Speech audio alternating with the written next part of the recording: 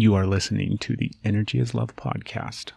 Today's a beautiful, wonderful, super warm, I think it's Wednesday. I don't know what day of the week it is. Anyways, I am up in Montana right now. I'm sitting in a park in the middle of Bozeman outside. You can probably hear the trees and the birds. There's a little babbling brook. It's really just an irrigation ditch, but we've got some kids riding by on bikes. It's a great day. I want to explain first and foremost why I'm out here. Granted, we're going to get to this wonderful episode that you're about to listen to with TJ and Dani, but this week I came up to Montana to help out with the Everyman Yellowstone expedition.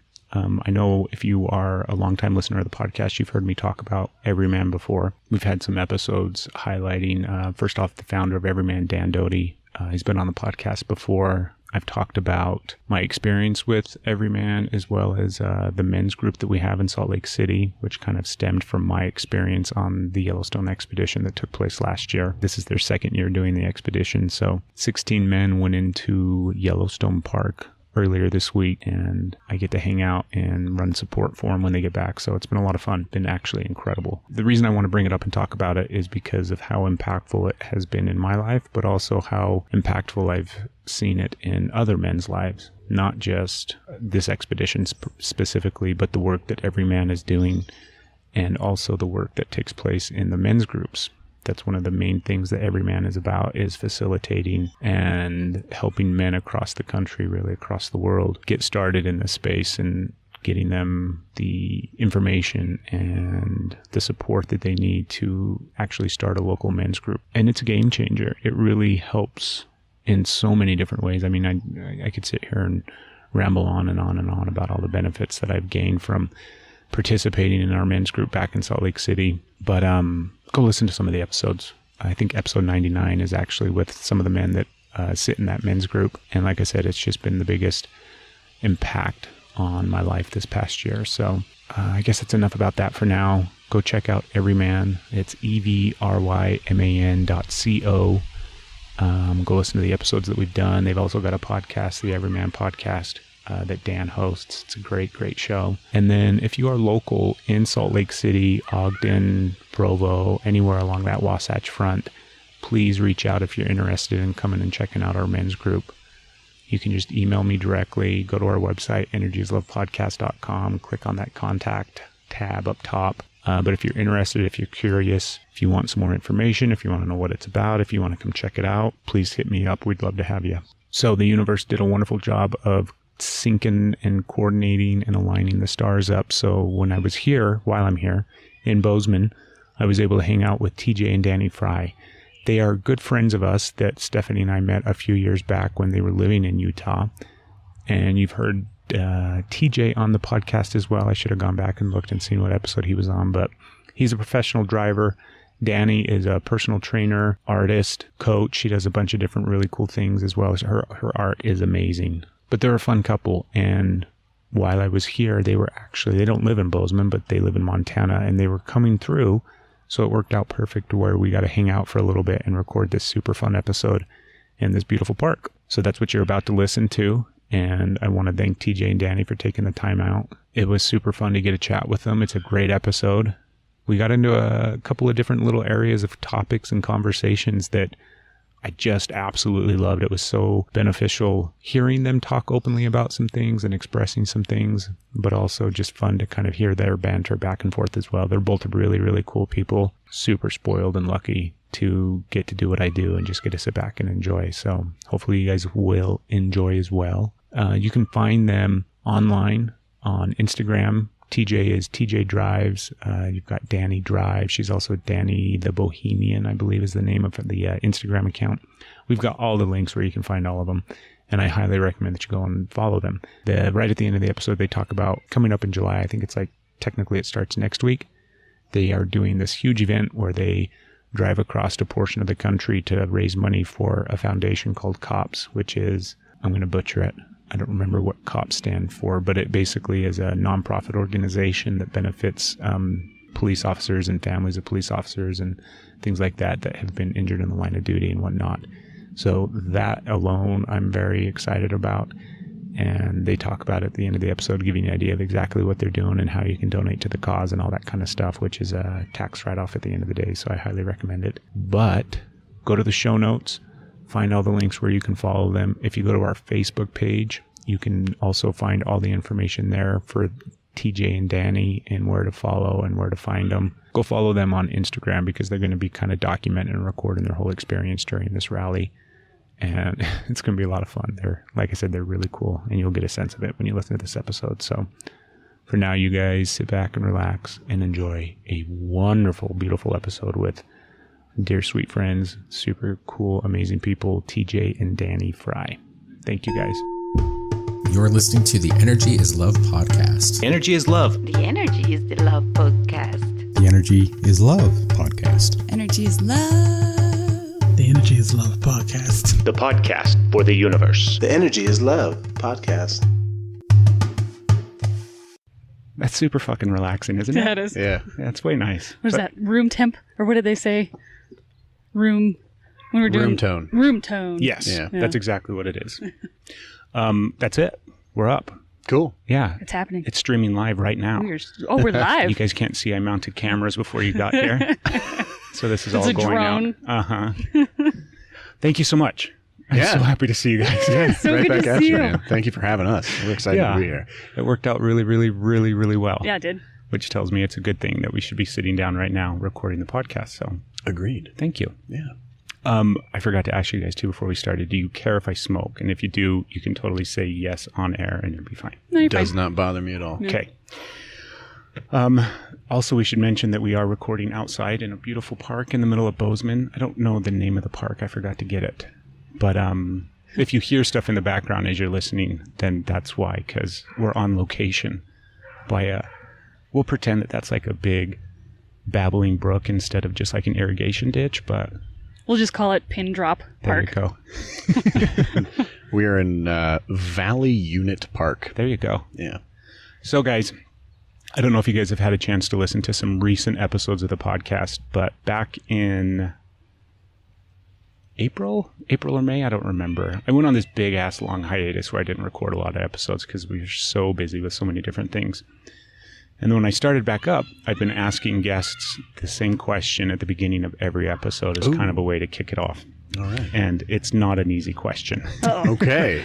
Yeah. It's a really, I guess for some people it may be easy, but it's kind of a challenging question. And so I want you guys to each take a turn answering it. Okay.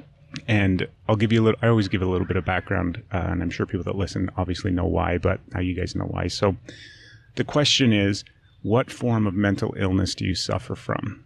And whether you want to think about mental illness as like, that big, huge spectrum of everything that it consists of, or even just in your day-to-day life, your mental well-being, your balance. Because I think illness has a negative connotation. So it's more or less like your mental balance. Where do you struggle? Where do you get caught up in from time to time throughout your life? And the reason I ask that question is because I think that everybody has one form of mental illness or another. And it is just a huge spectrum that everybody falls on. And I'm fucking tired of people not talking about it and the way that it's portrayed in like everywhere, not just throughout media, but also in conversations with, even the people that you're close to and things like that. Nobody wants to discuss kind of the harder stuff of, this is what I'm dealing with. We all just want to assume that everybody's fine. And then if they're not fine, don't talk to me about it. You got to go get some help and go talk to somebody. Right. So that's the reason behind the question, is just to bring it out into the open, get people thinking about it, talking about it. And then the people that are on the podcast get to lead the way for everybody else out there that's listening. I was thinking about this on the drive over, actually. Really? Yeah. Do you want to go first then? Sure. Yeah. All right. Because I was driving and I like to just zone out and think about things. And I annoy myself with how I get in my own head, and I always want to not care what people think, but I always assume the worst. And it comes across because we're going to be doing this rally soon, and I know there's going to be times where I'm going to be either driving on a drag strip or doing something on a track.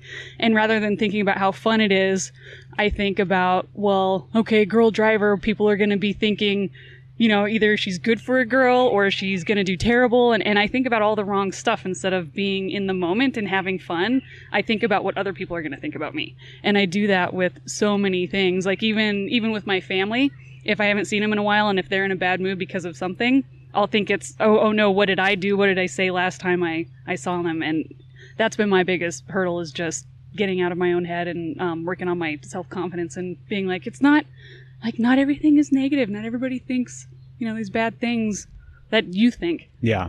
So if you had to label it, even though that's the other thing that I fucking hate, the stereotypes and the labels, but we have to have words in a sense so that we can put it in context. What do you think? I mean, the big bucket would just be, self-confidence? Anxiety, Danny. Yep. Straight up anxiety. Yeah, and that's super common, right? Yeah. Everybody has anxiety about all sorts of different things, and that's a really common way that it manifests as well, I think, too, because undoubtedly everybody is concerned with how people view them, because we all want to be accepted in the end. Yeah, I don't think anybody wants to admit it, but we all do want approval from other people for one reason or another. Yeah. There's certain areas of life where we may not care so much.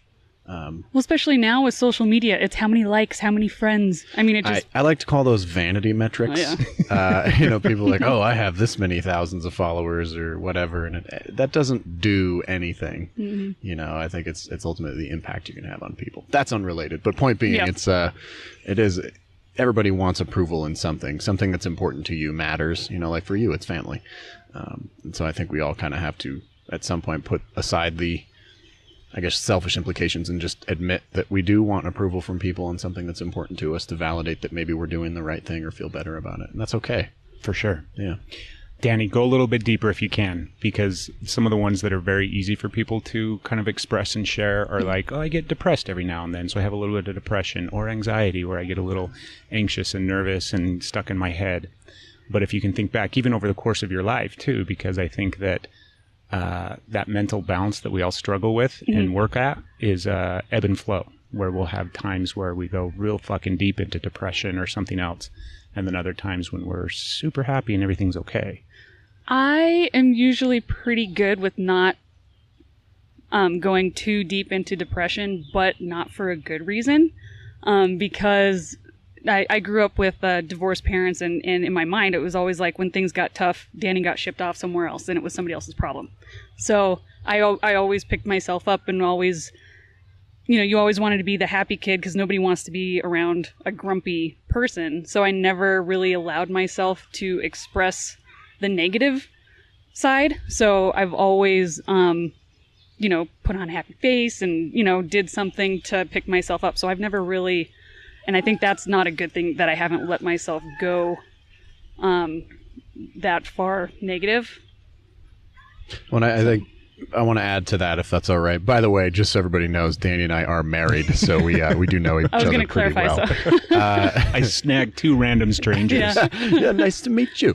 Let me analyze you. So one of the things that, and I'm sure Danny would be happy to point out some of my issues as well, but one of the things that I notice is your interactions with your family don't reward going deep on the negative level. It's kind of you guys you're hilarious. All of them are very witty and funny, but you guys use humor as a way to deflect uncomfortable conversations. Big time. Yeah. So it's interesting, when you and I even have like an uncomfortable conversation, like I have to basically like pound my way through the humor and the wit to be able to get anything through. But you do a really good job once you actually open up and allow yourself to be vulnerable. It's really cool to see how far you can get. Like that big conversation that you had with your dad a few years ago was a big one. I know you know which one I'm talking about. I don't. About you and Eric, your stepbrother. Yeah, that was a big moment, right? And you came back and you're like, wow, that was huge. So it's amazing to me that even though it's not a common thing, that you guys still, when you do have those conversations, it's you're still able to do that. Like you still want that. Yeah. So I'm proud of you. Well, thank you. Yeah. Okay, TJ, you're up. Okay. Which ways are you fucked up? Oh man, so many. It's a bigger list than I think the ways I'm not fucked up. My biggest thing is, as I think both of you guys know, is I really struggle with self-worth. So I have this deeply seated lack of I mean, self-worth really is the best way to put it, because I never feel that I'm good enough no matter what I'm doing, no matter how hard I'm working. I could always be working harder. If I'm doing this, I could be doing something else. The grass is always greener on the other side, sort of thing. And that's really, really difficult to swallow in a lot of ways, because I have, a career that I do really enjoy. I'm very grateful for, but I have people constantly like, oh my God, man, I would kill to do what you do for a living. And, race cars professionally, drive cars, play with cars for a living, whatever. And it's really hard to still feel like, man, I could be doing so much better. I could be making more money. I could be traveling more. Danny and I could spend more time together, That's probably been the thing that holds me back. It keeps me from starting projects, from making the initial step, because I don't want to do it, because if I don't do it, then I can't be good or bad at it if I don't ever do it. And that sucks. Yeah, no risk of failure, right? If we just sit back and not act. Yeah, so I talk a really big game, and I have really, as Danny will vouch, I have very grandiose ideas, and I just don't follow through on them because I don't feel like I deserve it, I guess. So I think that's my biggest one. Have either of you ever had points in your life where you thought that, now whether or not you ever had points in your life where maybe you seeked out some counseling or some therapy, or maybe you had moments where you thought, I should, and if I do, then I'm nervous and afraid that they're going to diagnose me with this thing or that thing, right? Yeah. Oh, yeah. I've done therapy a number of times throughout my life. I have usually found, I would say every time I've done it, I've found it beneficial. It's a measure of whether or not, like how beneficial it can be. But I've had good success with counseling, and even visiting with you and Stephanie a couple times, and really enjoying the conversations that we had and learning more things about myself even through that process was pretty amazing. But I'm not necessarily afraid that they're going to label it. I want to get rid of that. I want to be a better person. So it's not that I'm afraid of having a label on it. It's just, I don't really know how to get past it. I know what it is. Now I don't know what the hell to do at this point. So I don't like the label. I would go to counseling all the time if it was feasible, because I think it's kind of like going to the gym or personal training. I mean, there's always going to be something to talk through or to work on. But I don't know. I feel like we get so caught up in labels, and then let's say you're working on an issue, and then the person that you're working with puts a label on it. But what if that label isn't exactly what you're working on, and then all of a sudden you have these other you put yourself in a box when you could have recovered from it faster if there wasn't a label on it. So I don't know. If it was a consistent, like, once a week thing, and then you're just constantly striving to be better, I would do that in a heartbeat. But yeah, I think that'd be good for anybody, though. Yeah. As long as they go into it with an open mind, and with a goal of. But if you have an issue and your goal is to, like, I got to find out what's wrong, and then you have a label, I feel like it can go either one of two ways. It's like you can either relax into the label and play the victim and be like, oh, well, this is what I have. I'm going to, and that's just the way it is. Or you can be like, this is what I have. How do I get rid of it? I think you might actually get more into like a deeper societal issue at that point, which is like, we just want a pill. Yeah. And, you want the easy fix, the easy solution. But in all reality, the people that have heart disease because they're overweight, it's like, well, yeah, give me a cholesterol pill. But what you really need to do is eat healthy and take care of yourself. Yeah. But people don't necessarily want that answer. They don't want to hear, well, you have to have those uncomfortable conversations. It is so much easier to be validated and to play the victim than it is to take ownership over your stuff and do the work to make it better. Yeah. Yeah. Totally agree. Definitely not the right answer, though. Back in my 20s, probably like my mid-20s, approaching 30 and things like that, I had all sorts of behaviors and the ways that they would manifest that were incredibly unhealthy. And I could watch and look at my life almost from the outside and see that there was a cycle to it. It was very cyclical in nature throughout the year. Like, typically in the fall, winter months is when I would start to get really down and depressed, and then it would manifest in really fucked up ways with my behavior and things like that. And then come spring and into the summer and things like that, I'd kind of come out of it, and I could go back and look and see periods in my life when I was really stuck or like a lot of chaos was taking place and a lot of negative things were happening in my life, and they kind of fit that structure during that time period. And at the time I was seeing a therapist, and it was incredibly beneficial. And I had the biggest nervousness and fear around maybe I was bipolar. And so I had mental illness in my family. I've got an incredibly sweet aunt who we grew up next door to their family. So she was basically like my second mom. And when I was, how old was I? I was like 13 or 14 years old. My grandfather passed away. And at the time they were living down in Arizona. So they had to kind of caravan down to bring my grandpa home. And my mom was the one that went down and did that. And my aunt stayed home. And because we lived right next door to each other, I got to experience what happened to her in that manic state because she's bipolar. And so I got to see and experience kind of that manic phase of when she's kind of in that space. And it scared the shit out of me as a kid, right? Not having the context to really understand what was going on. And this was my aunt that I loved and cared about. And so I had that fear growing up. And it wasn't just my aunt. We have a long line of like easily diagnosed clinical issues with our family.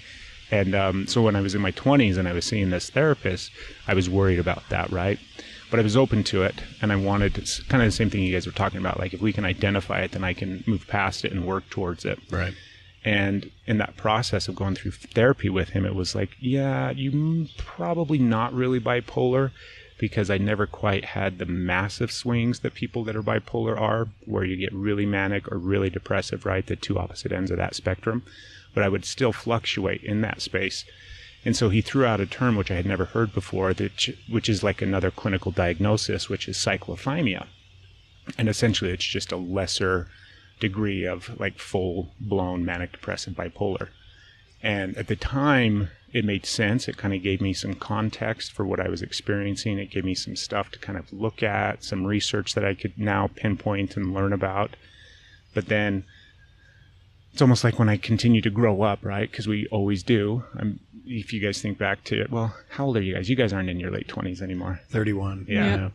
But there's these phases in your life where you're like, fuck, I'm squared away and I'm living my adult life and everything's fine. And then like 10 years later, you're like, I was dumb as shit. And I can look back at that time period where I just really didn't understand so many different things. I'm trying to think where I was going with this, but I didn't let that necessarily define me in a sense, right? And for a time period, I kind of wore the label, and I even kind of used it as an excuse at times to not really take full ownership of my behavior and my actions. But then through time and through practice and really like that in hard internal work, like you're talking about, like it wasn't just a pill, right? I had to really go into the process of learning about me and my mental balance and my emotional balance and all these kind of different things. Now, today, which is like 10 years later, I don't feel like I classify or fit into that at all.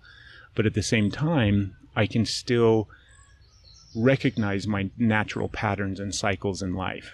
And when I start to see them pop up, or if I can kind of sense that, oh, this is maybe thought process, because that's typically how it starts for me, where it may not necessarily manifest in action or behavior. It'll manifest in my head first and foremost, and just the transitioning of my thoughts.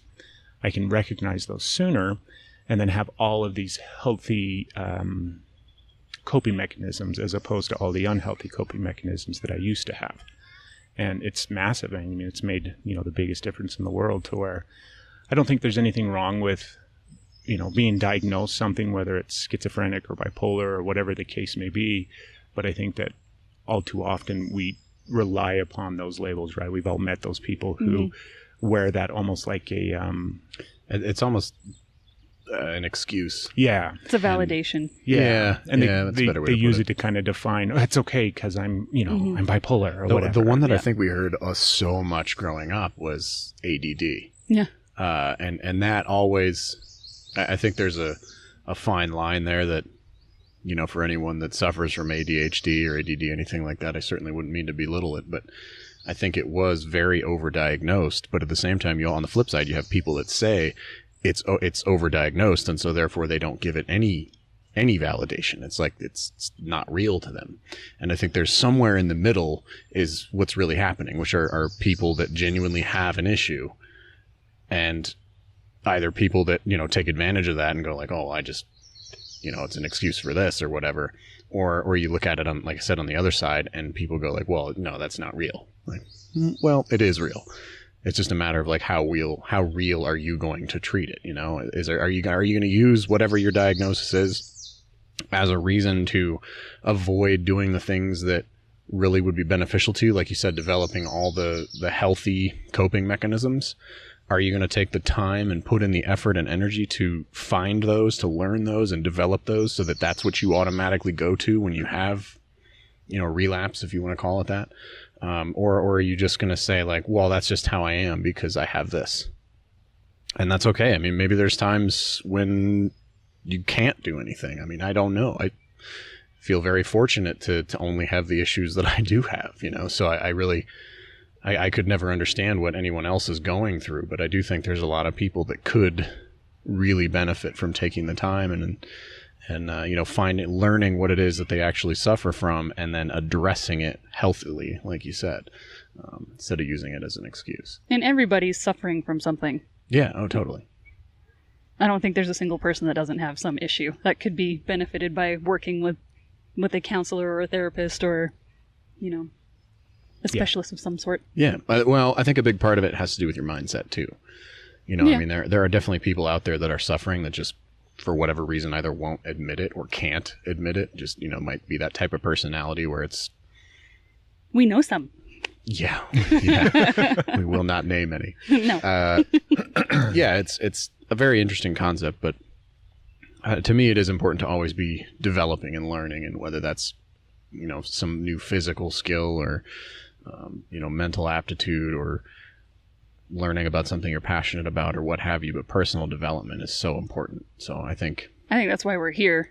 Yeah. On this planet. I think that's why Not we at the park. exist. Yeah, not at the park. Also at the park, Also I at the guess. park, yeah. That's part of it, right? Well, first off, I forgot to mention to you guys, Stephanie says hi, and she was super bummed out that she didn't get to come on. Awesome. Please send her our best. Yeah. And then Hi, Stephanie.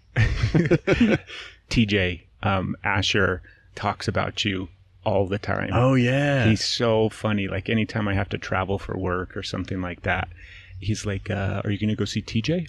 Like, where's TJ? I'm like, no, buddy, I'm not like in the same area where TJ lives. And we'll drive past the motorsports park, and he's like, he'll talk about it all the time. Well, please tell him I still have his car that he gave me. That's awesome. And it's one of my most prized possessions. But I will be down there in about a month or so maybe we can swing out and grab dinner with you guys and see him again. Yeah, he was when he found out too, because I told him I'm coming up here for the week and stuff. That was the very first thing. Not what was I going to be doing or what was going on. He's like, are you going to see TJ? Oh. And he's like, you got to make awesome. sure. Tell him that I say thank you so much. Cool, he was man. super, super happy about it. But yeah, thank you for sharing that with me. That means a lot to me. we were talking about personal development towards the end there, right? Yeah. And what I wanted to ask you guys is, because I agree, if you're in the space of bettering yourself, right? And I know both of you, and I think that both of you kind of are in that space, where you want to constantly improve. What right now do you guys have that you're really into, that you've, come across in the last 6 months or a year, that you're really trying to incorporate Ladies and work first. in and all that kind of stuff? I have been reading so many books about focus and really using your whole being to be productive and get a lot done in a shorter amount of time, but by being in the moment, like physically you feel well, mentally you're prepared for it, spiritually you're solid to work on, whether it's like a piece of artwork or organizing, all the hotels and stuff for a rally. I mean, whatever the project is, really trying to learn about how to get everything in alignment to be the most efficient person possible. So The Power of Focus, I'm reading that one. Power of Total Engagement is a book I'm reading now. And then I just got done reading one. I think it's Total Focus, and it's written by a SEAL. I can't remember the guy's name, but it was a really good book. Yeah, former Navy SEAL. I haven't read that one yet. It's but good. It's on my list. I'll have to share it with you so you can write it in the comments so that people, if they're interested, they can. Yeah, we can know, throw the link up. Yeah, it's a killer one. I am actually, I will be honest, I'm pleasantly surprised that you say that, but I thought you were going to say fitness, because she has really, like, you said about 6 months, and about 6 months ago, she was like, I'm getting in shape, and just started going to the gym and eating healthy. Which takes a lot of focus. It really, it really does. But no, I'm really proud of you. She's been going to the gym an awful lot, and, taking care of herself and putting in the time and effort to learn. And, she's watching like podcasts or listening to podcasts and watching, YouTube videos and just tons of content and learning and just soaking up fitness stuff like a sponge. And it's really, really cool to see. So yeah, I'm honestly a little surprised you didn't mention that, but, well, I mean, the fitness and the physical part of it is, I enjoy it, but it's also because I think better and my mood is better, and I'm happier when I'm in shape, and then I can dedicate that heightened state into something like my art or a project that we're working on. So you think bigger overarching is focus, and that's just part. All right, cool. Yeah, that makes perfect sense. I just hadn't thought about that. The biggest thing is mental, and I use getting in shape and making sure that my body is healthy in order to mentally work better. That was deep, man. That's one that Steph and I have like tackled in the last probably 6 months, and specifically like our gut health, because there's so much of that kind of information out there right now in regards to what that actually means and how much our gut biome and everything like that actually plays a role. And it's been fascinating to kind of self-experiment is the excuse that I use, right? Where I'm secretly like, using my body for a science project. In reality, it's just being lazy and lackadaisical when it comes to like diet and health, and having moments of time where we binge and fuck up and things like that. But at the end of the day, it's very easy to watch and see where I feel like we get because we're on a really good stream of probiotics. We eat a lot of that kind of food that is designed to strengthen your gut biome and all that kind of stuff. And then when we go off of that and have moments of whether it's a day or a week or a month, you can see it clearly how much it affects, not just physically, but emotionally and mentally. Like I had a moment not too long ago, it was probably like a month ago, where I realized I was like so fucking angry and upset and depressed and stressed out. And I was sitting outside and I'm like, my life's pretty good. Like, why am I overly stressed right now where everything that I want is happening? I've got, less stress with work and all these kind of other areas. The family's healthy and good. Why am I feeling this way? And it's like, oh my God, well, over the past 2-3 weeks, I've been eating like shit and fucking up my gut. And it's been really, really neat to watch that process and play out. And so that's been huge for us lately, is just trying to not play around with that, but to keep that in a healthy place, and then kind of reap the benefits. Because it's like you were talking about, where if you're clear-headed and if you feel good mentally, in conjunction with physical activity and your physical fitness and exercise and everything like that, it just makes everything so much fucking easier. It does. And more enjoyable. Yeah. Then you're in the moment more, so you're happier about these little things. I think it gives you a lot of perspective too, because there's a lot of people that haven't done physical activity since gym class. You know what I mean? And so I've trained some of them. Yeah. Well, and that's not to say there's anything necessarily inherently wrong with that, but I do think that, eating healthy and fitness are very important for a multitude of reasons, but also for your mental health. And so, like you said, when you were sitting down and you're sitting outside and you're going like, well, why do I feel this way? I don't think, unless you had the few weeks or whatever it was where you had felt good, unless you had that to compare your current state, you wouldn't know that there was anything wrong. So I think it really does give you a great perspective to be able to say, why don't I feel as good as I used to? And then be able to say, like, oh, well, here's the big change. And so that's really fascinating to me, because ultimately you want to be able to do that more often. You want to catch yourself mentally and be like, I'm being stupid. And I know it, And so, I think perspective is a big part of it too. What have you had lately, TJ? I don't know, quite a bit. I've been struggling with starting some things that I really, really want to do, that I genuinely believe that I would be good at, but I still, for some reason, just keep putting it off and putting it off. I'm basically like a professional procrastinator at this point. which is like funny, and Danny's laughing right now, but it's really disappointing, and I'm kind of upset with myself about it. But yeah, I think I think all stems back to my, not feeling confident in myself and just, being afraid to actually pull the trigger. So I think they're related, but I don't. Well, that's wonderful. That's not wonderful that you feel that way. Thank you. What I was asking kind of in the context of like, what new shit are you exposing yourself to and you wanting to incorporate more into your life? Do you want to field this one, wife? Is that what I'm smelling over here? I noticed a huge change in TJ's attitude and his mood and his productivity when after he read the book Miracle Morning and started to meditate every morning. Yeah. Night and day. So that was actually what I was going to say, but since she knows me well enough. I was excited. No, so I read this book called The Miracle Morning. It's written by a guy named Hal Elrod, Halelrod. The reason I spell it out and take the time to really focus on it is because it really was a life-changing book for me. That is super cliche to say, and I get that most people are just going to gloss right over that, but this book absolutely did change my life. Sticking to it at this point has been my challenge. But the gist of it is, when I'm doing it, I actually get up at 5 o'clock in the morning, every morning, regardless of what I have to do. And I do 6 things.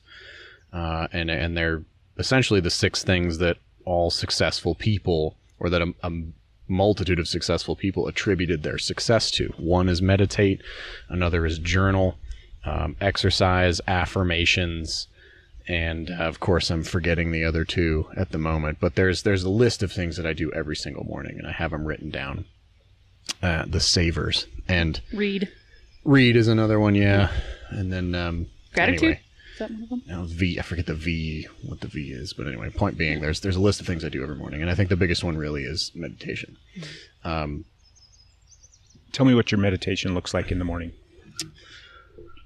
I'm not good at meditating, so I use guided meditation. I have about 3 or 4 that I use. One that I probably use 80% of the time. It's just about a 10 or 11 minute video on YouTube, and I put my headphones on and start playing it. There's no actual video, it's just the audio that I use, and close my eyes, and I just kind of let this lady walk me through a quick guided meditation. It's focused around positive attitude and increasing your productivity throughout the day. So that's been a big one for me, because if I need to get things done, which is basically my life at this point, it really does help me get a lot of stuff done. And so starting out the day, that's the first thing I do, is do that meditation. And then it really does kind of start the ball rolling. Plus, at 5 o'clock in the morning, nobody's calling me, nobody's texting me. I'm not getting any emails or notifications on my phone, which I usually, leave alone except to play the video. So I turn it on Do Not Disturb. But nobody's bothering me. It's my own time. I can sit there and read for 5 minutes or an hour if I feel like it. And so I usually do each thing for about 10 minutes. There's 6 of them, and it takes me about an hour to do my Miracle Morning. And when I'm doing that, I've taken about 2 weeks off, which I really shouldn't have, but I did. When I'm doing that, it really has made a significant difference in my life as a whole. And so I recommend that book to anybody. It's a super easy read. In what ways do you feel like it's made a difference? Because sometimes some things are so like out there in the ethos where it's hard to kind of classify it or point to it and say, but if you could. I'm way more productive just in general. And I know that might be broad, but as far as, in the morning time when I do my journal, the particular one that I use it's just an app called Journal. And it's super, super simple, but I list 3 things that I'm grateful for, 3 things that I need to accomplish that day.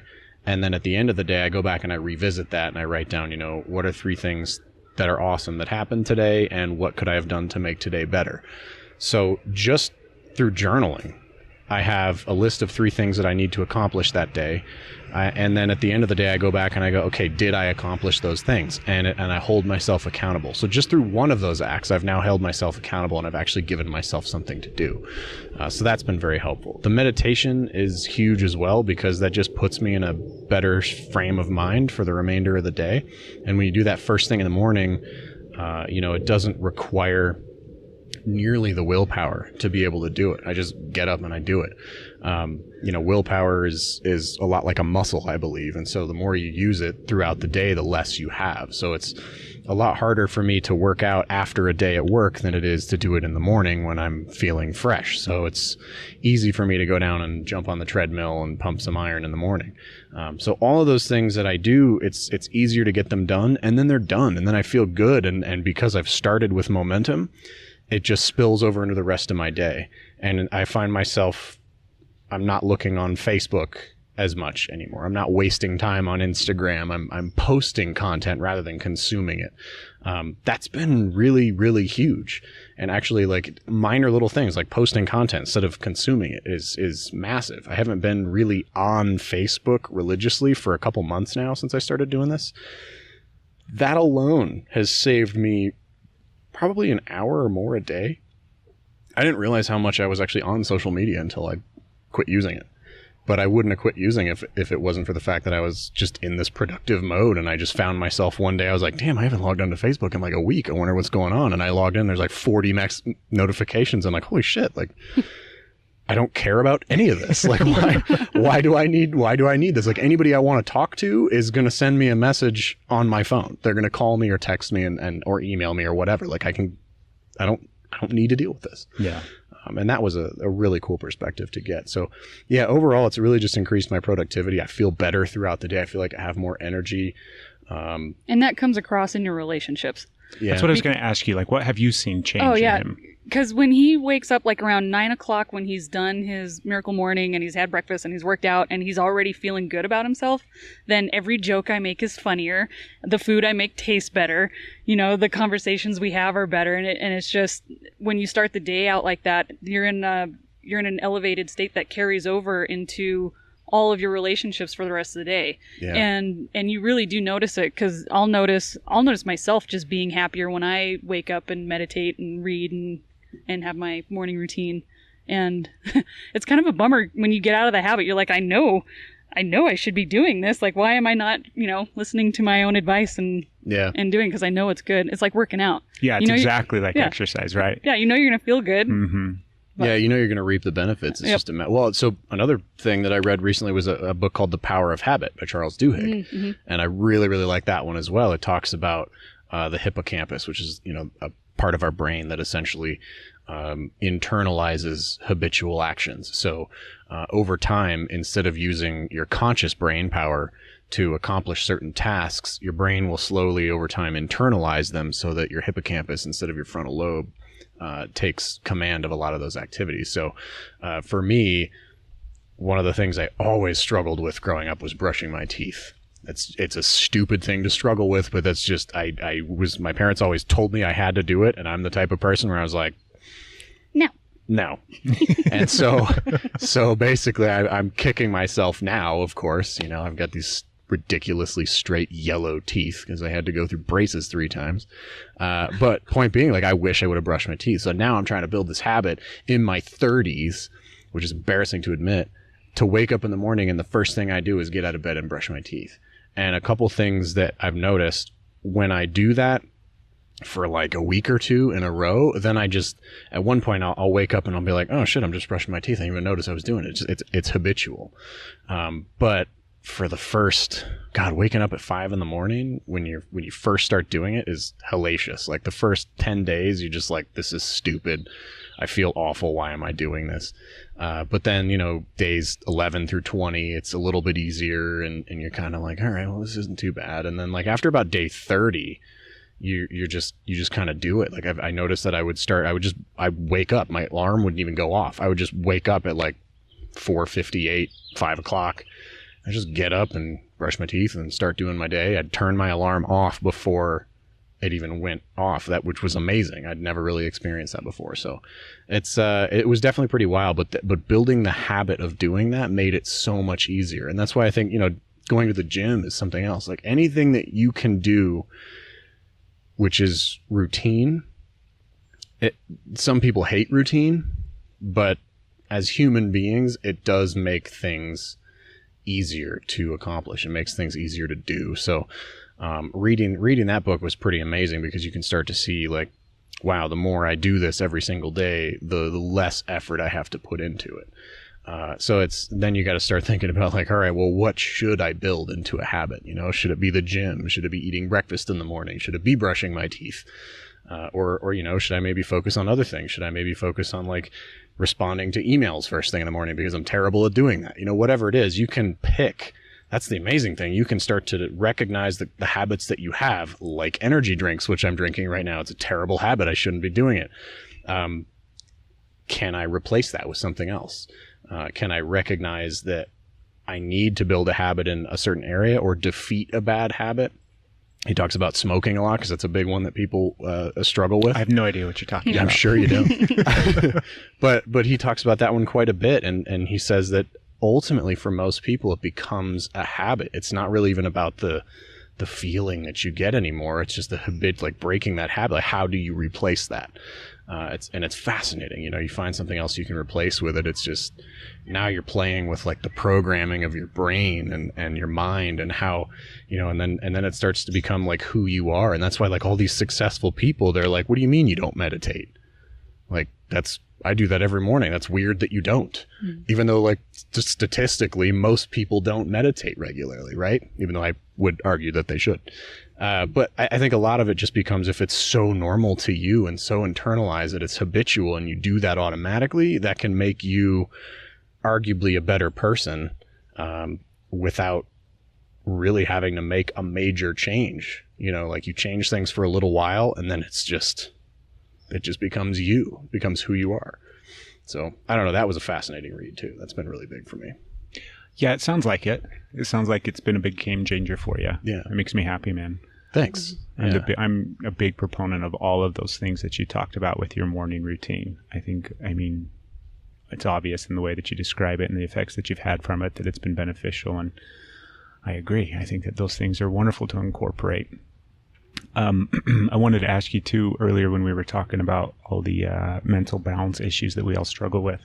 You guys have been together for like 10 years? Yeah. Is that about right? Just shy of a decade. Okay. Yep. Yeah. And then married for 7 or 8? Married for 3. 2.5. Oh, 2.5. okay. Yeah.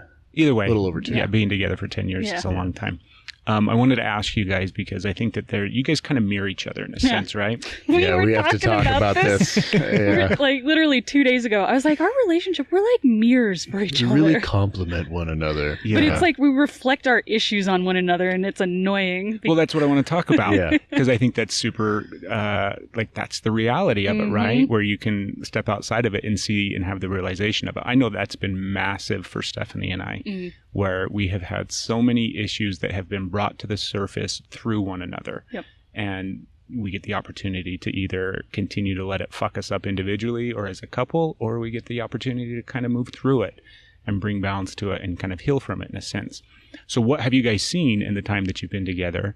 Because obviously in the beginning you don't see any of that shit. You're just like happy to be together and everything's hunky-dory. Yeah, she was pretty much perfect for like the first 6 months. So yeah, But then really after- gone downhill from there. No, I'm just kidding. Like wine, I get better with age. you settle into a relationship and then that's when these things come up, right? So what have you guys seen and then how have you been able to manage through that space? I am stubborn, and No. What's been frustrating for me is seeing things that TJ does, and it drives me crazy. But I do it myself, and then it's like, well, if he's not going to do it, I'm not going to do it. But if I don't do it, he's not going to do it, and then it becomes like this pissing match of who's going to change first. When you both have the same issue, so you just got to suck it up and move forward. I have to. I'm going to air some of our dirty laundry here. No. we had a conversation, I would say 3 or 4 years ago, and we just recently had the same conversation. As in what, 3 days ago? And we still need to follow through on that. But anyway, we both have a lot of frustration for one another. I think that's part of being married, because you know someone so well. We also have a great deal of respect for one another and admiration. And so I love watching what Dani's capable of when she goes to the gym and completely transforms, you know, her body and her way of life, or when she sits down and paints for an art show like a week and a half before the art show and is able to create these stunning works of art out of thin air in no time at all. I have no idea how she does it. It's fucking incredible. And I'm saying that publicly because I genuinely mean that. But it is incredible. I love your work. I want to talk about it. It really is. It's amazing. But the fact is that most people don't see, you know, she had a show in February and has another one in August, I think. Mm-hmm. So, you know, February to August, roughly 6 months. You just recently started painting. It is now like end of June. So it's not like it takes you 6 months to create this incredible stuff. It's probably in the end going to take you about 2 weeks. That's just how you work. Mm-hmm. That drives me absolutely bonkers to see how much you are capable of, but then you'll wait until the last minute and somehow pull it off.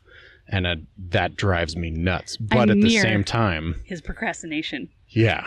Like I said earlier, I am definitely like a professional procrastinator. So I see her do that and I know that it bothers me so much because I know that I'm doing the same thing.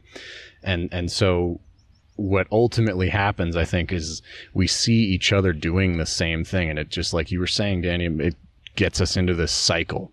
And so for me, I know personally, struggling to feel like I'm, you know, worthy of achieving the goals that I want to achieve.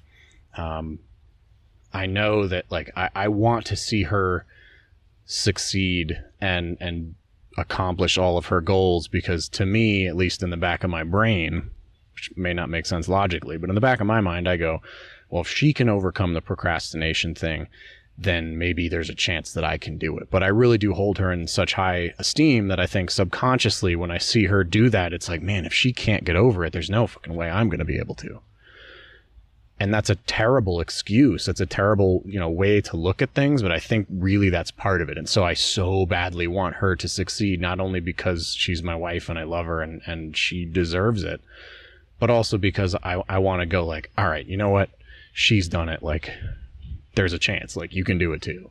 And so I really do want to see that. And it's part of it is selfish, if I'm honest, but we've talked about potentially managing one another. And instead of, you know, like, my big thing for her has been like, well, you know, call art galleries, figure out what it takes to get you in those galleries. Worst case scenario, they say no, but at least you're one step closer. And that hasn't really happened. So I'm potentially just going to start calling galleries and saying, hey, I manage this wonderful artist and would you like to talk to her and blah, blah, blah. Because I'm willing to make those calls because I genuinely believe in her that much. And I know that when it comes down to, like, me building my course, which is something that I want to work on, I'm sure that she's going to start putting things together and making moves that's going to hold me accountable too.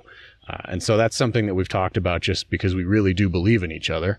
I think making moves for one another is hopefully going to help us get past that procrastination thing. But I think for both of us, the big thing, like, I haven't really called galleries because I don't want to deal with rejection and because I'm going to assume the worst, you know? Yeah. And I think it's the same thing with you and your course. It's that fear of failure and fear of, what if nobody buys it? What if what if I, you know, spend all this time creating something that nobody sees any value in, and that's hard.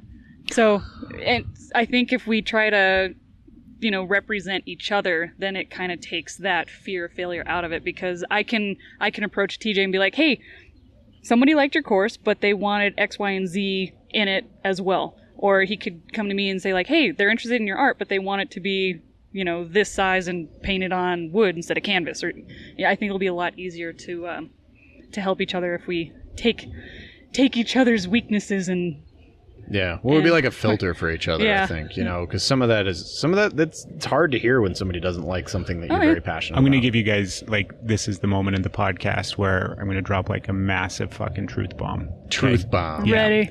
So you both are struggling in that space of self-doubt and fear over rejection and not wanting to put yourself out there. And how do we manage that? And how do we cope with that? And how do we move through that? So this is this is the part, if you're listening, you want to make sure you really, really pay attention.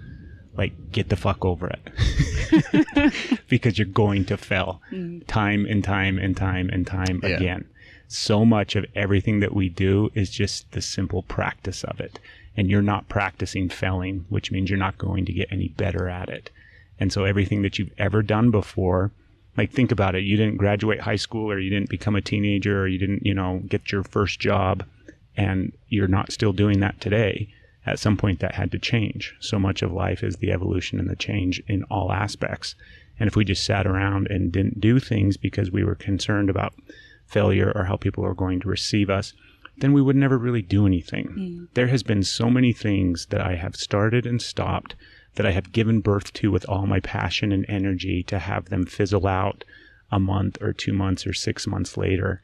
But the goal, like the practice for me, is just continuing on that path, right? Because undoubtedly something's going to click, and it's going to have a lifespan, right? You give birth to this idea, to this creation, and it's going to continue on for the natural state of however long it is supposed to. And then it's going to come to an end, just like everything else. And so, like, just fucking get over it and go do the things that you want to do. Yeah. Like, if you want, if you've got a course that you're creating and you want to put out into the fucking world, focus your energy on that and put it out there. And people are either going to receive it or they're not. But it doesn't mean anything about you. It doesn't mean that you failed in any way, shape, or form. It's just the natural process of birthing things, because that course may be the first step, or it may be the 5th step in the process to get to the 10th step. And the 10th step is the big fucking catalyst for change in so many different ways that you really want it to be. But the longer you take to get to that 10th step, the longer it's going to take. And you'll never know where your art's going to go unless people fucking see it. It's wonderful that you can paint and that your husband gets to appreciate it. But the fact is, until you throw it out there and get feedback from people, then you're never going to know where it goes. Imagine if Van Gogh never fucking showed anybody his paintings, right? Then nobody would be talking about him hundreds of years later. You could be somebody's, Van Gogh that they're talking about 100 years from now, Danny, but we'll never see the painting unless you throw it out there. Yeah, just gotta do it. It's hard, but it comes with practice, right? Yeah. So fully accepting the fact that, I'm going to fail. This podcast was something that I have failed and failed over and over and over again. But because at the end of the day, I just love moments like this, then it's like, fuck it, I'll just keep doing it. It doesn't matter. This is a good moment. That was really well said. Yeah. The way you put it together. It's funny because you hear that from so many different places where it's like, Christ, Nike, just do it. You see it everywhere. Like, people are just like, well, all you got to do is just get over it. Just do it. And you're like, it really is that simple. Yeah. But, the first step. It's, and I've, I think we've all taken steps, Danny's had an art show. I did a daily YouTube blog or vlog for, 2 months. And then basically fell off the wagon, but hard. Yeah, pretty hard. But that's not the failure, right? No, I don't think like so. Something I learned a lot from it, and now I know that a daily vlog for myself is not feasible. I can't pull that off. So it's and maintain any sort of quality. But I'm going to get back into it. Doing one a week is kind of the goal. I think that's much more reasonable. So, like you said, always learning and moving forward. But it is just got to get off the treadmill of nothing. And the more awareness, like the things that you talked about earlier in regards to your morning practice, meditation, mindfulness, all of these things that open you up to yourself and the way that you're feeling and the way that you're moving through life, it allows you that deeper, not perception, like realization and the ability to kind of see the dynamic way that things align and connect, right? So the plan that you want and the clear vision that you have, if you hold on to that, but then allow for the opportunity for things to come in that are going to really lead you to what you're supposed to be doing, right? Where this podcast is a good example. I didn't have this idea that I wanted to do this podcast. I had this idea that I wanted to record short little video clips that I could throw up on YouTube where I interviewed people. And I spent all this time and energy in trying to figure out how I was going to make that happen. I just wanted a 4 to 5 minute long little interview with somebody and then have a YouTube channel and call it good. And I stayed stuck in that for a long time. And then my beautiful wife was like, you should probably not do that and do this instead. And had I, given up and just never did that, gave birth to that idea or failed and did that. But instead I was open to the ways that the universe comes in and says, hey, this is really where you're supposed to be going. But it's always ongoing. It's never it's never the end. It's never, the one thing. That was the other thing I wanted to talk to you guys about is I think you guys are a really good example of how you can do a bunch of shit. Like it's not, do you know what I mean? Mm-hmm. Like, Danny, you don't just paint. You're not just a personal trainer. Do you know what I mean? Like you do a ton of different things. And I think that that's massively important too. Like the whole concept and idea that our parents were raised with and our parents were raised with, where we're going to go and graduate high school and go to college and get one career for the next 40 years, retire and get the gold watch. That shit just doesn't apply anymore. It's not applicable in today's world. And it's kind of tough for people to still get over that. Like my parents, well, my dad more specifically asked me, like, so what are you doing? When are you, when are you going to get your life together? Yeah. What are you doing with your life? And I'm like, never. I'm never going to grow up. I'm never going to have, the normal job. That's just that. I am a terrible employee because I'll work somewhere for a few months. I'll be like, ooh, if we do this, we could rearrange things this way. We can change how we operate this way. And nobody wants to hear that from an employee unless you become a manager. And that usually doesn't happen in, 3 months time. But you have to forgive me. I'm going to go visit the bushes. I'll be right behind you soon. So tell me, how did you allow, first off, tell everybody your resume, throw out everything that you kind of incorporate in your life at this point that are your passions that you spend your time and energy on. So many things. I've always been a big fan of, I got jobs based on what I wanted to get out of them. Not just to have a job. So in high school, I was a ski tech because I wanted the discounted snowboards and the season pass. And then in college, I talked myself into a internship that didn't exist at the Billings Gazette.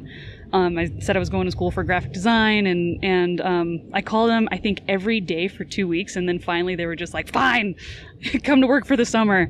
So then I started doing graphic design while I was going to school for graphic design, because I've always loved art, and when I was going to school, I didn't know how to be a professional artist, and graphic design just made sense. And Bozeman has a really good graphic design school here, so that just kind of fell into place. I sometimes I need to have my resume in front of me because I've done so many different things. I can't keep it straight. Well, what are you passionate about today? All those things still. I still love to ski. I was bartending in Steamboat because TJ had a job driving there, and I was like, oh, I'll bartend, and then we can go skiing on the weekends. Right now, when I met you 2 years ago, we were down in Tooele, and I was like, I really need to change, because graphic design, sitting behind a computer, getting overweight, wasn't eating right.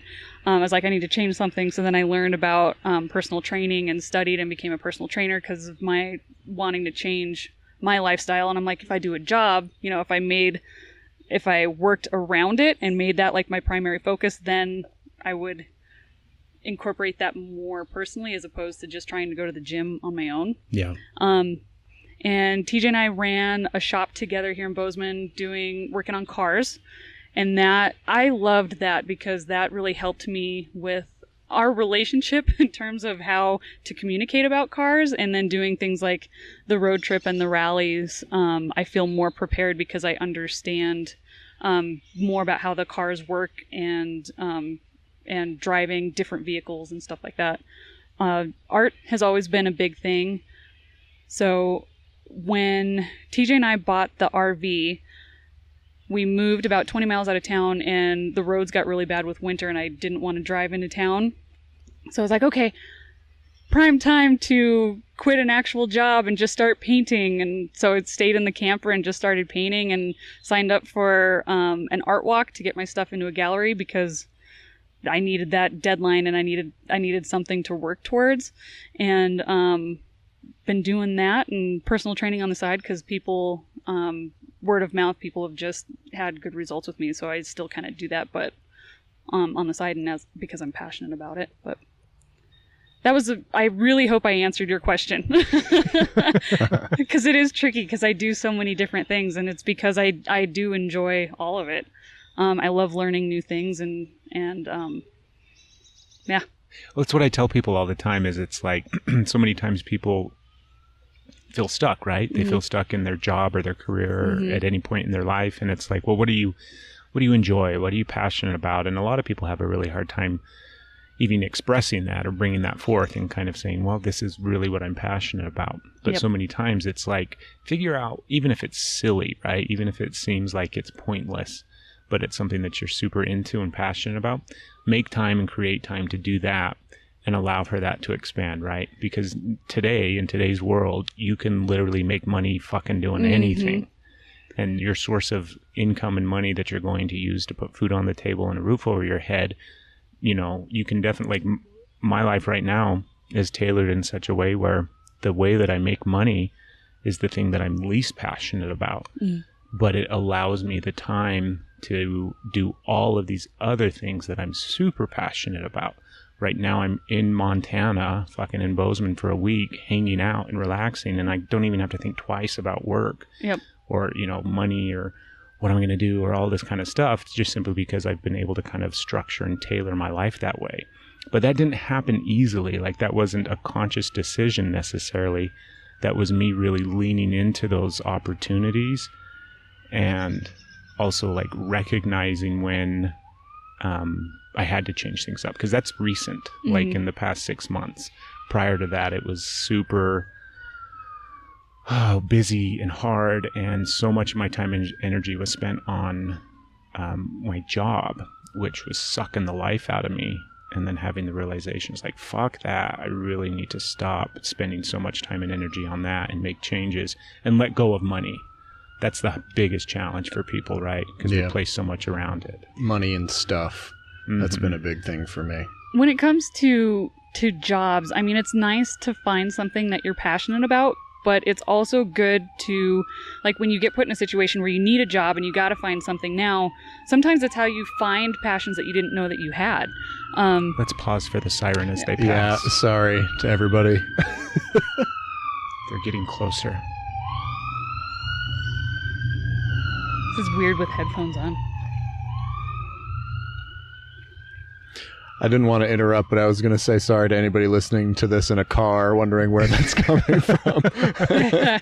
Turn in the video. Where is it? It's in the podcast. Okay, never mind. Okay, where were you?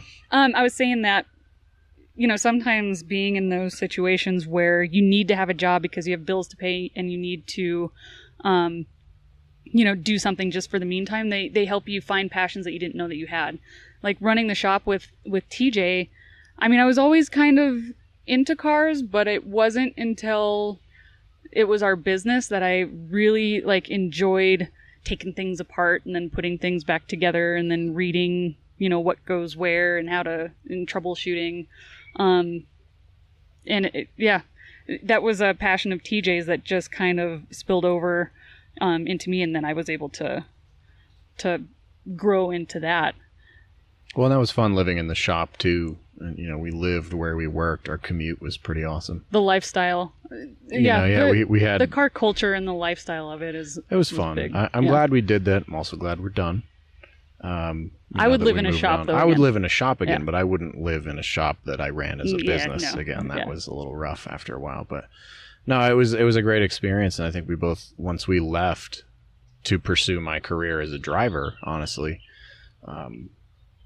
that suddenly came back to us later, and we went, man, that really was a good time in our lives. And it was interesting because it was one of those moments where when you're in it, like when I was in it, I was so frustrated because we basically built up the upstairs and we were living in an office, and we had a fridge and a stove and a microwave, We had a hot plate. but the stove wasn't plugged in because we didn't have, what is it, 310? Like we didn't have. Yeah, we didn't have 220 power. We didn't have 220. Whatever it was. Yeah. So we had a hot plate that plugged in on top of the stove, and then I used the oven for like storage. And no water upstairs. No water so, upstairs. Like our shop sink downstairs was always full of dishes. And it Nothing was, like having an employee use your dish scrubber brush to clean car parts. Like, yeah.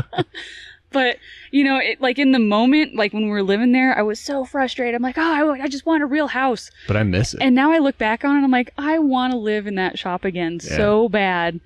And it's just, it's things that you don't know that you love until later, you know? And you just gotta throw yourself out there and try different things, because sometimes you don't know what you don't know what you love until you've been thrown into a mess.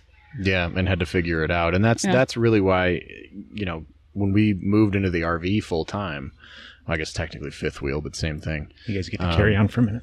When we moved into the RV full time, it was pretty amazing that, number one, you were willing to do that to begin with. You know, there's not a lot of people that are you know, that are willing to do that. That's a small space for the two of us. It is, yeah. It's good. Yeah, we've learned a lot.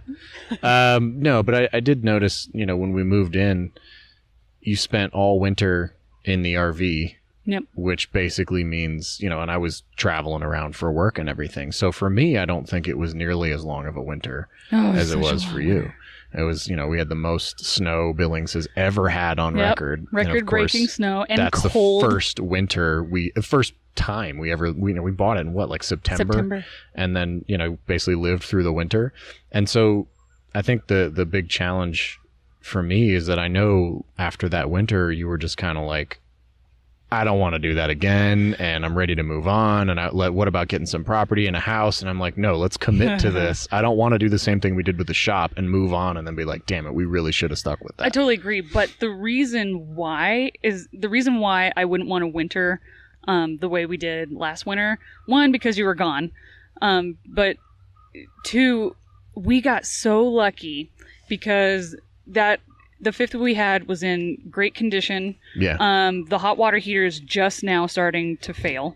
But you know, we could limp it along for a little while longer. The fridge failed a couple months ago, but thankfully I was able to just throw, you know, the venison out into the yard and it stayed frozen in the snow. Yeah. Welcome to Montana. You know, yeah, so we were okay. The fan for the heater didn't go out until it was warm enough to where we didn't have to worry about having a heater. Yeah. And the water hose only froze, I think, twice, and I was able to fix that. Yeah. I'm just saying, like, the things that went wrong were, like, we were able to deal with it, but those things aren't made to live in full time, and that heater ran constantly. I mean, it was like 40 below zero for a solid, like, 12 days. It was ridiculous. Yeah.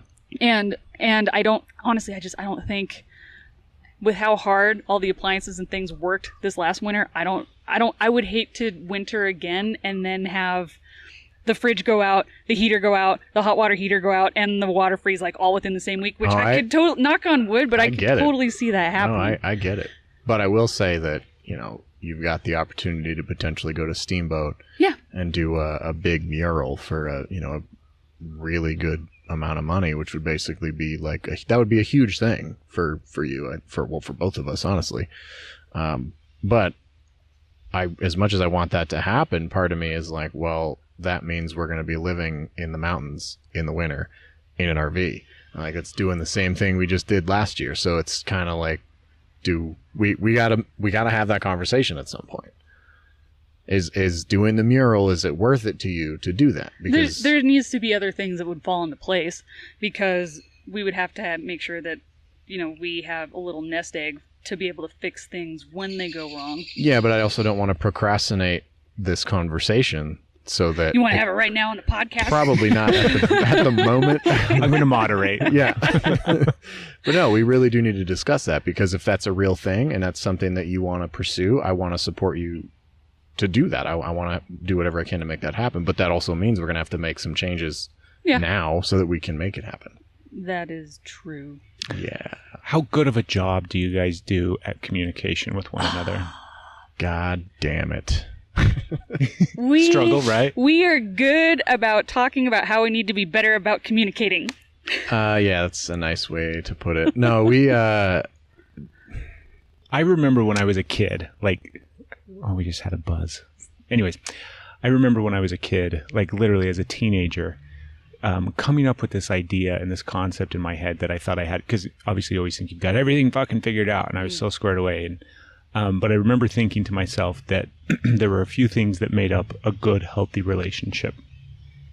Obviously, you have to love the person, but I think before you can truly love somebody and be in love with them and love everything about them, right, you have to learn how to trust that person, and you have to learn how to communicate with that person, because we don't get the opportunity to open up fully, to experience the full extent that love has with another person, unless we feel safe with them and unless we feel like they hear us, right? We have to be able to communicate with them. So you have to trust the person, you have to be able to communicate with them. I did pretty fucking good as a teenager, because I still believe those things today. Like, that to me seems a really good foundational building block for a healthy relationship. And I think they go hand in hand, right? I'm not going to really truly trust somebody if they're not doing a good job of communicating with me. And vice versa. I don't expect my wife to trust me if I suck at communicating to her on the whole spectrum of communication, not just day in and day out. We've got to get this taken care of or that taken care of, but the deep emotional connection and communication that can take place between two people. So it sounds like you guys struggle in that space, which is totally fucking normal, right? It takes time and energy and practice. But in what ways what are you doing right now to improve in that space of communication between one another? Are you doing anything? Yeah, I mean, trying different things is, you're always trying to be better, like we talked about earlier. But right now I'm trying to be very clear with the things that I say, and I'm trying to communicate what is going on and things that are happening with my existence and my life that will affect Dani, so that if something changes, it's not like last minute and I go, oh, by the way, we're doing this today, because I know that's a pet peeve. Mm-hmm. So I'm really trying to be better. And it's funny because just communicating and saying, hey, this is a change that's just happened and you need to be aware of it, has also become like kind of annoying, I think, for you. So now I have to find a balance between like, okay, don't share everything, but don't forget to share everything. So it's a really weird balance. But it seems to be much better than it used to be. So I'm glad that we're making good progress. We go through cycles too, like, and it's hard because he's gone. Traveling for work all the time, and every time he comes back, it's like we need to learn how to communicate all over again, because his job is basically a communicator. So he goes and is telling people about the cars, and his job is to basically talk for the whole time. And then when he comes back, he's in that mode, and I'm like overwhelmed with everything that's going on. Yeah, because she's sat basically quiet for 2 weeks by herself and doesn't communicate with anyone. And then I come home and it's like zero communication from her, and I'm just like word vomit. And so between we have to. We're learning. It's pretty wild. But we also can recognize that, which I think has been a really, really, well, to be fair, she recognized that, and then I took credit for it. But anyway, it really, that has been very beneficial to at least acknowledge that we have those things. The one thing that I know a lot of couples deal with, that we are dealing with right now, is misunderstanding, where I will say something intending one thing, and she will hear the exact same words that I said and interpret it exactly the opposite way that I meant it. So it's like, you look beautiful today. Did you just call me fat? And like, not literally, you've never done that, but I mean, it does, sometimes it feels that way, where I'm like, how did you get where did that come from? Like, I don't even know how you got that from what I said. It's so interesting because we're so sarcastic with one another, and we poke fun at one another all the time, that when we get serious, like when you flip a switch, sometimes we're not on the same page. But when we are on the same page, things are awesome, and we're like in each other's brains. But then when we are not in sync, it's almost like we're speaking the same language, but we cannot understand one another. Yeah, there's some frustrating times. But like, for example, when we both enjoy firearms, and so we have guns around the house, we have ammo around the house, and we have very strict rules for how we manage them, where we keep them. Any time that we communicate about a weapon, because it is a deadly weapon, we are very, very clear about what is happening. So, when I take my pistol off at the end of the day, it's, babe, this is back in the spot, or I want you to know I'm moving, the revolver here and it's unloaded. Like, when I come in to show you something that I'm, want to show you on the weapon or whatever, like, here, look, it's empty. Like, check this out. We try to be very, very clear with one another about that. Obviously, that's for safety. But what we've noticed is, because I'm so clear about what's happening with the weapons, where they are, what they're doing, how to handle them, etc. We've also been like, this is actually working really well, because I'm very clear about it. There's no bullshit. It's clear that I'm not being sarcastic. And so I'm actually trying to do that type of communication more with just regular everyday conversations. Babe, I'm hanging the keys by the door.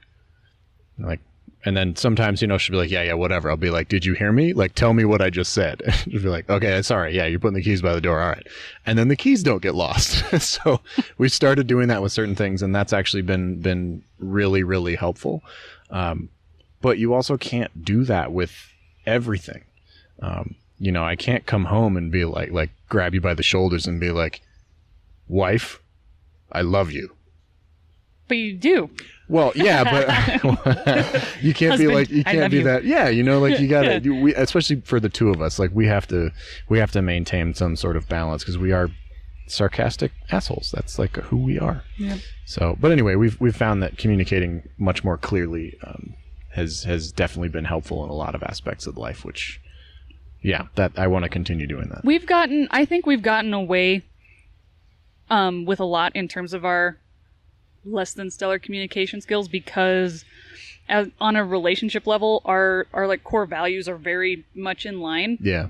So there's stuff that's unspoken that we just are in sync with, like the way that we view like loyalty and trust and just our core values. Because of that, we've been able to get away with our less than stellar communication skills. Yeah. But I would agree with that. I think ultimately, and like I think I told you yesterday or the day before when we had our conversation, which was, when this was me trying to communicate with you when I said, just open up with me, like, allow yourself to be vulnerable and tell me what you're really feeling, good or bad. I can handle. You haven't chased me off yet. Like, I'm not going anywhere. I can handle the frustrations. I can handle the negative stuff, but I can't do anything about it if you don't tell me. So if you'll just let the walls down, let me in and be vulnerable and just tell me when you're thinking something good, like you did yesterday, and you just paused for a second. I think we were giving each other a hard time, and you paused and you're like, I'm really lucky to have you. Like, little moments like that go super far for me, but you wouldn't know that unless I took a moment to tell you how important that is to me. I think even this morning before we left, and I'm like, this is me asking you. I don't even remember what it was, but you remember what I'm talking about? No. Perfect. That's how well our communication works. But no, as long as we can be open with each other, and that has been very helpful. Like, I know that I can take a moment to sit down with my wife and tell her that something is bothering me, or that something is making me happy, and that she's going to take the time to listen to me, and it's going to mean something to her. Because I know that makes those conversations much easier to have, and I want to be able to do that for her, and because I think that's so important. I want her to know that if there's something bothering her, that she can come to me, and I will listen. TJ's always been really good with communication, and I'm more of the, like, I just clam up. I don't express myself unless it's in humor form or, you know. We can hear it in the podcast. Like, TJ's very, not that you're not articulate, but he's a fucking wordsmith, right? Mm-hmm. He's going to sit there and elaborate to the umpteenth degree on whatever thought, feeling, or expression he may have. I get it. I'm verbose. And that, honestly, that's been a communication issue of ours too, is because TJ can express his feelings and talk about it and, you know, explain it 9 different ways. And then I'm like, I'm upset. So we have this funny thing. You're totally right, by the way, but I have to point this out because it makes me laugh. So we have this thing where I have to ask her, if I ask her how she's doing, I always have to ask twice every time, because no matter what I do, if I say, how are you feeling? Good. Danny, how are you feeling? Oh, well, I mean, kind of got a headache and, you know, I don't know, I just sort of whatever. But the funny thing is, like, if I don't ask twice, good is the answer. And I never know what good means. So it really, like, we've kind of figured that those little things that you figure out over time has been great. I want to get to the point where I can just ask you the question and have you just be like, I actually have a headache right now and I'm a little bummed about it. But, you know, we're making progress. And the fact is that now we kind of laugh about it, where you'll say good and then I'll just look at you and you'll be like, actually, I'm and then you'll, like, go into it automatically. Well, I kind of have this issue where if something isn't good, like if something's kind of negative, I don't want to talk about it because I don't want to give it more momentum. You know, I just want to be like, I have a headache, I'm trying to get rid of it, I don't want to talk about it because it'll stick around. Or, you know, like I get that law of attraction, like, you don't want to give it any weight. Exactly. I totally understand that. But I also think that some of that, like not wanting to discuss the negative things in life, is also partially unhealthy, because there's a certain aspect of, you know, the way that your family dynamic is, where it's like, with her family, you just do not show weakness, because it's like you'll be henpecked to death about any form of weakness. And they're my in-laws, and I love my in-laws, genuinely. I don't say that because my wife is here. I'm really, really lucky that I honestly love my in-laws. One exception. But honestly, my in-laws are great, and we both got lucky. We really do love each other's families, which is kind of why I feel comfortable talking about it. So it is funny to me because, you know, when we have the conversations that are genuine and real, you know, maybe it's after a couple beers or we're just talking about anything. Doesn't matter if it's politics or opinions or social statuses, or it doesn't matter. When we have those conversations, they're great and they're genuine and you really get through. But there's always an element of, like, if it gets uncomfortable at all, there's a joke made, and then it's laughing, and then it's like, you know, they'll bring it back to that little point of whatever. Ease the tension. Yeah, and so it's kind of like, I see that in you a lot with us, because I think you just have learned that anything negative shouldn't be discussed because it's going to be the center of attention, rather than actually moving on from it and getting it out. And like leaving it behind, so to speak, instead of bottling it up and just never addressing it. I'm a good bottler. Oh my God. Yes, she is. So I think that, thank you guys so much for sharing. Like, I love the, your willingness to share, because that's why I like doing the podcast, is somebody gets to listen and then think about this in the context of their life and their experiences and their relationship, and hopefully spark some nugget of conversation that they have with somebody in their life. So that's a wonderful thing. For me personally, when it comes to communication, so much of it has changed recently for me. And the reason being, I mean, there's a lot of reasons why I won't go into necessarily why that's changed, but Stephanie and I consciously make time, and outside of just our regular, normal, everyday communication, right? And even though that may feel connected at times and that may feel deep in a sense, we specifically make time to have even deeper connection and communication. And that's like a conscious thing that has worked for us, but it takes work, right? It literally takes the opportunity of designating the opportunity that arises to, like, now's the time that we're actually going to talk on a more just on a deeper level, so that the opportunity to express the things that we may brush off because we don't have the time or the opportunity, and we're running here and we're running there, we're going to set aside time specifically to go into those areas. And then, like TJ, you said a couple of different things that stood out to me, but one of them was like, if Dani expresses something, or if she doesn't express something, then I can't do anything about it. Right? If she doesn't address or bring forth some sort of issue or some feeling that she may be experiencing, or some little thing within the context of your relationship, and you're never aware of it, then there's nothing that you can do about it. And I totally agree. I think that's, obvious. But at the same time, this is what I have learned in my massive amounts of years of wisdom, is it's like, especially when it comes to women, and it's not to say that women are so specifically different than men, because we have tons of similarities. But men just want to fix and solve whatever is presented before them, regardless of the context. If you're going to bring something to our attention, we're going to listen, and we're going to hear, and we're going to then fix it so that we can move on, because it gives us validation as men, and it's how we define our worth, especially in the context of our relationship, because we're keeping our wife or our spouse happy. Right? They're bringing forth an issue or something like that. Oh, you just want to talk about your feelings? That's fine. I'm going to sit down and I'm going to listen to you. But that in itself is me fixing something. And for me, when I separated from the concept and idea that if Stephanie's feeling bad about something, I don't have to make her feel better.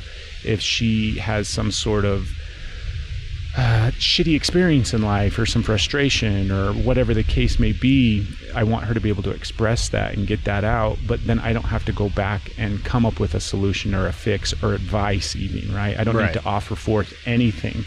The only thing I have to do is clearly show up in the space and listen. And so many times that involves shutting the fuck up and not waiting for my turn to talk, not waiting for my opportunity to give that piece of advice or to offer forth a solution to whatever she may be facing. It literally just consists of open ears and closed mouth, and not in the disconnected way, but in the real deep emotional connected way, so that she is then heard and validated for her expression. Do you know what I mean? Yeah. And that's beneficial, and I think there's a time and a place for it. And then obviously there is a time and a place for fixing shit as well. But it's such our default. We've had some really great conversations lately. In fact, we actually had a really big fight maybe a week and a half ago. A week ago? Yeah. A few days ago? Yeah. Recently. And we don't need to go into the details of it, but point being, we ended up having a really great conversation afterwards, which I'm very grateful for. Mm-hmm. I agree with everything you just said. One of the things that we have found over the years is that oftentimes I feel like the woman in the relationship, because I don't mean that in any negative way at all, but I'm usually the one that's like, can we talk? I need to talk. I got to get this out. Can you just communicate with me? Oh my God, just talk to me. Sometimes I feel like I'm the traditional female role in the relationship, where Dani's the stoic, just no, I'm good. I'm going to bottle it up and I don't need to talk about it and I'm fine. How are you doing? Good. That's all you need. And so we do have, in certain aspects, our roles are reversed. But at the same time, I also have that, like you said, that very male instinct of what's the problem? Let's address it. Here we go. Okay, it's done. Sweet. All right, so let's move on. That one should be finished. All right, sweet. We're finished. Okay, cool. Moving on. What's the next problem? Here we go. So we kind of have a weird balance of both of those. It's really awesome that no matter what happens between the two of us, we always want to work on it. We're always interested in, both of us really want to be better, and we want to have the best marriage and relationship that we possibly can. And no matter how frustrating the other person becomes, we still love each other and we still want to work on it. And we know there's always improvements to be made for all parties involved. And so it's really cool to have obviously I don't like fighting, but it's really cool to have the fight and still love the other person and know that ultimately It's all right. We're going to get through this. We're going to end this on a good note. We're going to have a great conversation. We're going to make some progress out of this. This is going to go somewhere. That has made communicating, and at the very least, that has made our struggles with communication much easier to deal with, because we know that no matter what happens, I know that she's working on it and she knows that I'm working on it, and ultimately our goal is the same, to be better at it. That, if you have that with somebody, is, to me, I think more valuable than anything, because ultimately, like, you can't get better, you can't do anything if just one person is working. And so to know that we're both working on it is huge, at least for me. Not to switch gears or anything, but here it comes. When people ask, because we were together for like 7 years before we got married, and when people asked, is it different? That's what made it different for me, because it made the arguments more momentary. You know what I'm saying? Like, whereas before, when we weren't married, it was like, oh, this is the end. The end is coming. Like, it's going to be over now. But now that we're married, it's like, okay, you know, fight, we're going to get through this. We'll figure it out. And being together for so long before we got married, I didn't expect marriage to be that big of a change, but it really made things more solid. And I didn't have to fret about every little fight or hiccup and think that it was always the end. You know what's funny is I think for me, the getting married, I mean, it is different in certain senses, but it's funny that you say that, because I can totally understand where you're coming from. But if I'm honest, to me, it really isn't that different, because while what you're saying makes perfect sense to me, like what happened to me before we were married, when we would get in an argument, was never like, you know, okay, is this going to work out? Or like, is Danny going to leave? Or like, what's going to happen? It was more like, is this really what I want? And every single time I was like, yeah. So I was questioning what I really wanted, rather than like whether or not you were going to stay. It sounds like it was, you know, maybe the opposite for you. But when we got married, it was no longer like, you know, like, yeah, I already know this is what I want. You know, I didn't leave, you know, you didn't leave. Like, we were in this together before we got married. So now, like, knowing that we're married, to me, if anything, is just I don't have to ask myself that question anymore. It's like, I know I want to work on it. I know I want it to be better. And now, instead of thinking like, oh, I wonder if there's something better out there or something different, or like, is this really a smart thing? Or like, and all those dumb questions that you ask in the back of your mind, instead of thinking that, now I think like, all right, what can I fix? Right? Or like, what can I work on? Like, how can I make this better? And so that for me has been the biggest change of being married, is that my focus is no longer like, what other options are there? It's like, what options do we have to be better? There's no like, you're part of the picture now. Like, you are the picture. Like, our marriage, our life together that's my life. That's our life. So it's the only option is to work on it, is to get better. That's the best thing for me. And I love that. I'm very grateful for that, but it was very different than, it sounds like anyway, that it was very different from your experience, which was like, well, I wonder what's going to happen. Are we going to stay together? And now you're like, okay, well, at least he has to stay together. Like, you know, like, no, not that he, no. Well, I was kidding, obviously, but no, it's just, ultimately it's the same. It's, you know, I think getting married was different for both of us, but I don't know if it was, I don't think it's changed as much for me. It's just, now I just want to work on us instead of like get frustrated and brush it off. Well, for me, it was every argument went from being the potential final argument to every argument being like, okay, I'm learning a little bit more. We're failing forward in communication. Yeah. You guys are awesome. I've decided in the span of this episode that you guys need a podcast. We were talking about doing one, like just our conversations when we drive in a car. Uh-huh. We're going to call it Drive Me Crazy, because it'd just be us bitching back and forth. So, fuck. My head wants to go a ton of different places, but I was looking at time. We probably should wrap up. it's good timing as well right now for this episode to take place because you guys are embarking on what I can tell, at least from looking at social media, something pretty badass and cool. Yeah, we're excited. So this is the opportunity to talk about it because I'm excited to hear about it.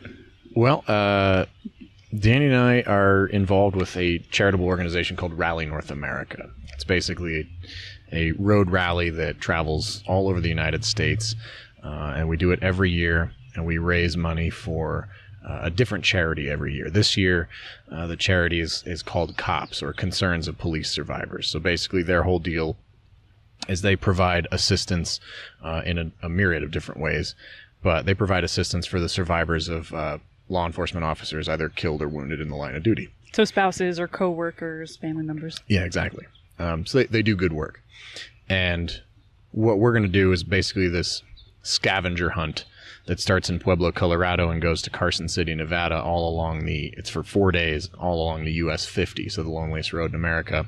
And you hit the starting line in the morning, you leave, and when you leave, they give you a checkpoint card, and it says, find this. And there's like a clue, 30 different clues. And then your goal is to get to as many of those as possible and then get to the finish line by a certain time. And then you take pictures of yourself getting to these checkpoints. You try to get as many points as possible. If you get a speeding ticket, if you get pulled over, you get disqualified. So it's all about just navigating and seeing the country and checking stuff out. It's like the Amazing Race for people that like to drive their cars. Yeah, that's a really good way to put it, actually. I can't believe it's been 10 years and I just heard that. I say with less. But yeah, she really does. See, that's what I'm talking about. But anyway, we're involved again this year, and we've been lucky enough to partner with a company called Drive Shop. I work with Drive Shop, and they've made a pretty significant contribution to the charity, as well as gotten us a vehicle. They worked with Kia, and Kia's giving us a Stinger GT, which we're going to be driving on the rally, and they're essentially covering they're helping us make the whole event possible, so we're really excited for that. And if anybody is interested in donating, you can, if you're on Instagram, you can find me at TJ Drives, and the link is in my bio, and it's all tax deductible because it's a 501c3 charity, so you get a whole letter and everything. Any dollar helps, and it goes 100% of it goes straight to the charity. We don't even run it through the Rally North America. It just goes straight to COPS, and we when's the chalk race? It up. It is July 5th? No, it's like July 12th through the 16th or that's way something off. like that. Or the 7th through the 12th. I don't know. We have a really long, it's the 7th through the 12th. I'm sorry. So we have a really long, we're actually extending the trip. So that's right in the middle of our 2.5 week road trip. It's only 4 or 5 days. But we're really excited for it. It's cool to be on board with some companies that believe in what we're doing and that are helping us make it happen, and also contributing to the charity. So now basically all of our funds and finances that we would normally put into doing the event, we can actually do neat things with and contribute to helping make the event larger, and and donating as well. So we're pretty excited about it. So Very, very cool. Mm-hmm. yeah, You guys are headed that way now, right? Is yeah, that pretty the- much. Kind of the We beginning? fly to LA to pick up the car on Monday. Very cool. And then we will drive around, the west side of the United States, and then we'll drop the car off back in LA on the 18th of July. Yep. So- Fly home on fly that home. day. Yeah. So it's like I said, it's about a 2-week road trip, and we're a little over 2 weeks. We're really, really excited for it. So That's way cool. yeah, all for a good cause too, which is the best part. I think what I'm going to have to do, because I'm sitting here thinking as you're talking, the race starts July 7th. Yeah, I think 7th is the first day. Pueblo, Colorado. Pueblo, Colorado. Pueblo, Colorado. Yeah. That's like a week away, yeah? Yeah. Something Yeah. like that? Yep. Well, what we'll do, because I usually release episodes on Monday, so we'll make sure that this episode comes out in time so that people Oh, cool. that hear the episode will be able to jump on and kind of Sweet, follow the thank you. journey and check out everything as well. So Yeah, just TJ Drives on social media and Danny Drives on Instagram, and we're going to be just kind of documenting the whole thing. So we're Team Drive Shop, which is kind of the big push since they're helping us out. very, very cool. Yeah. Anything else you guys you want to throw out? No, but just thanks for being you, whoever you are, listening to the podcast. We do genuinely appreciate you. Hopefully, we shared some nuggets and people, got some good stuff out of this. Or one. just laughed at our stupidness. Or just laughed. But, Yeah, that's good too. No, you guys are awesome. It was wonderful. I absolutely this was perfect. Yeah. Well, Craig, you're the man. We really do appreciate what you do, and you and Stephanie have had a great impact on our lives together, and we feel grateful that we bumped into you guys, and we just happened to live across from the studio you guys were using when we were in Utah. So yeah, thanks for having us again, man. It's always good to see you, and we're looking forward to doing another one soon. Thank you, guys. Yeah, thank you. It is so much easier to be validated and to play the victim than it is to take ownership over your stuff and do the work to make it better. I didn't realize how much I was actually on social media until I quit using it. I'm happier when I'm in shape, and then I can dedicate that heightened state into something like my art. I feel like it can go either one of two ways. It's like you can either relax into the label and play the victim and be like, oh, well, this is what I have. I'm going to, and that's just the way it is. Or you can be like, this is what I have. How do I get rid of it?